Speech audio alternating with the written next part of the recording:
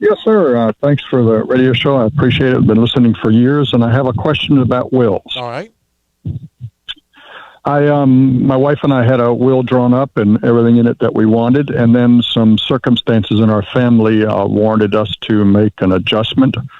And I was just wondering that situation now has resolved itself. Can we go back to the old will and just destroy the new one? How does that work? In theory, you could, John. When somebody passes away, as you imagine, sometimes we find multiple copies of previous wills, and we're always going to look at the one that has the most current recent date on it. John, my concern would be that you destroy what you think is the only one of those copies out there, and lo and behold, the lawyer who drafted it for you has still got a copy, or you emailed a copy to somebody else. And so, John, in theory, yeah, you could do that simply by destroying your newest will. You go back to the previous will. But, John, if I had a real comfort level in this, I would suggest that you do a brand new will, even if it says exactly what your old will says.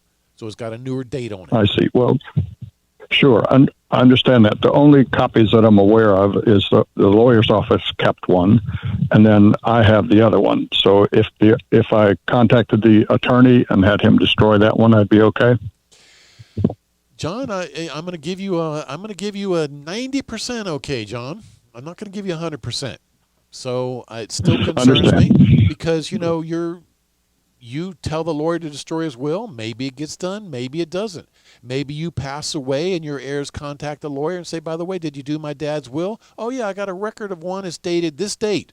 And guess what? It's not the date of the one that everybody else is looking at. And they're going, well, what happened to that newer will? We're all searching for the newer will. The lawyer said he did a newer will. Where's that one? You see what I'm saying? So it can lead to confusion, John. Best practice, in my opinion, is to redo it. Whoever did that will for you, you could go right back to that lawyer and say, look, take my 2019 will and just reprint it with today's date. I'll come back down there and sign it easy breezy.